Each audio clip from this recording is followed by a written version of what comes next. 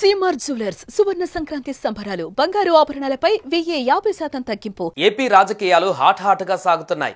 AP deputy CM Pawan Kalyan YCP అధినేత మాజీ CM Jagan ఎదురుపడితే ఎలా ఉంటుంది?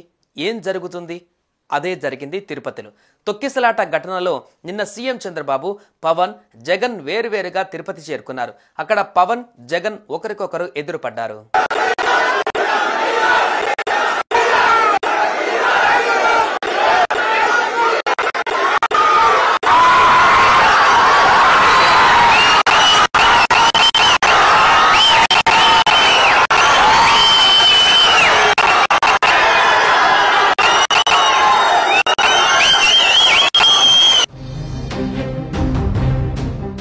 తిరుపతి తొక్కిసలాట ఘటనలో గాయపడి స్విమ్స్ ఆసుపత్రిలో చికిత్స పొందుతున్న బాధితులను డిప్యూటీ సీఎం పవన్ కళ్యాణ్ పరామర్శించారు.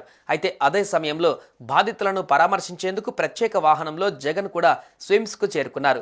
అప్పటికే పవన్ కళ్యాణ్ మీడియాతో మాట్లాడుతున్నారు. ఈ సమయంలోనే ఉన్నట్టుండి జగన్ రావడంతో పాటు ఆయన వెంట అనుచరులు కూడా భారీ సంఖ్యలో వచ్చారు. వీరిని చూసిన జనసేన నాయకులు జై పవన్ నినాదాలతో హోరెత్తించారు. ఇక వైసీపీ నాయకులు, కార్యకర్తలు కూడా జై జగన్ నినాదాలతో హోరెత్తించారు. ఈ పరిణామంతో ఏం జరుగుతుందో ఎవరికీ అర్థం కాలేదు. ఒక్కసారిగా ఇరు వర్గాలు నినాదాలతో ఏం జరిగిందని పవన్ కళ్యాణ్ పక్కన ఉన్న వాళ్ళను అడిగారు. జగన్ ఆసుపత్రికి వచ్చారని పవన్ కు చెప్పారు. ఇందుకు సంబంధించిన వీడియో వైరల్ అవుతుంది. ప్రభుత్వం నుంచి టీటీడీ బోర్డు మెంబర్, అలాగే పోలీస్ కానీ ఈ రోజున వారు ఎవరైతే చనిపోయారో, ఎవరైతే వచ్చారో వాళ్ళందరికీ క్షమాపణలు చెప్పాలి, వారికి సంతాపం ప్రకటించాలి. అయితే జగన్ అభిమానులు జై జగన్, సీఎం సీఎం నినాదాలతో ఓరెత్తించేశారు. దీంతో పరిస్థితి ఒక్కసారిగా వేడెక్కిందని చెబుతున్నారు. ఇదే సమయంలో పోలీసులను టెన్షన్ కలిగించిందని అంటున్నారు. ఈ సమయంలోనే ఫ్యాన్స్ పై పవన్ మండిపడ్డారు. సమయం సందర్భం లేకుండా ఏమిటి నినాదాలంటూ ఆగ్రహం వ్యక్తం చేశారు. మరోవైపు ఏపీ మాజీ ముఖ్యమంత్రి జగన్ ను పోలీసులు వేరే మార్గం గుండా పంపించారు. దీంతో పవన్ మీడియా సమావేశాన్ని ముగించి అక్కడి నుంచి వెళ్లిపోయారు.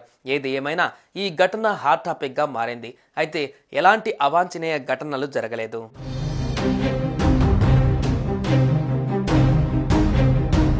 Crowd management, TTD is known for crowd management. TTD's expert is crowd management. అంటే 4 లక్షల మంది గరుడ సేవకు వచ్చినప్పుడు ఎప్పుడు దుర్ఘటన జరగల. 2500 మంది జరిగినప్పుడు కొంతమంది అంటున్నారు దీంట్లో ఏదైనా కావాలని చేశారా, కావాలని మూసేశారా, కొంతమంది పోలీస్ శాఖలు ఉద్దేశపూర్వకంగా చేశారా, దీన్ని కూడా దృష్టిలో చెప్పమంటున్నారు. ఇది చెప్పింది స్వయాన కొంతమంది క్షతగాత్రులు, వాళ్ళ పోలీసులు కొంతమంది బాధ్యత ప్రవర్తన విధానం చూస్తుంటే కావాలని చేశారని కూడా అనిపిస్తుంది. భిన్నమైన అభిప్రాయం ఉంది. నేను దాన్ని కూడా పరిగణలో తీసుకోమని చెప్తున్నాను ఎంక్వైరీలో. ఎందుకంటే TTD board is known for its crowd management. అలాగే ప్రత్యేకించి to the entire nation, to the entire country, to the entire Sanatani believers, to entire Hindu Samaj, from state government of AP, I profusely my wholehearted apologies for what had happened.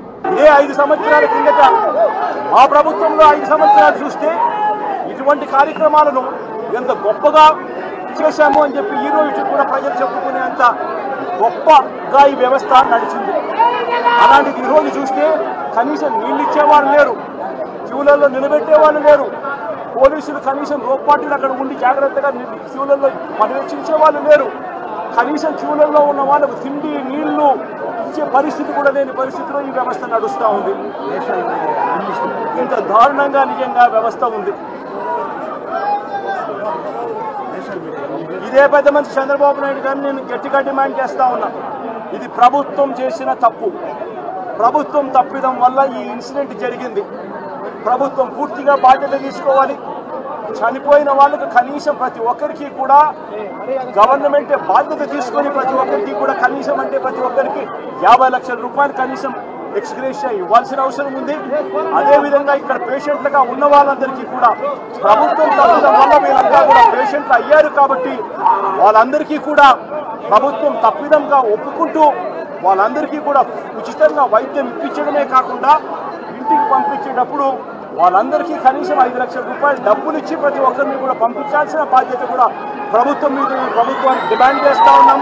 Suman టీవీలో మీ personal and business promotions కోసం కింది నెంబర్కి contact చేయండి.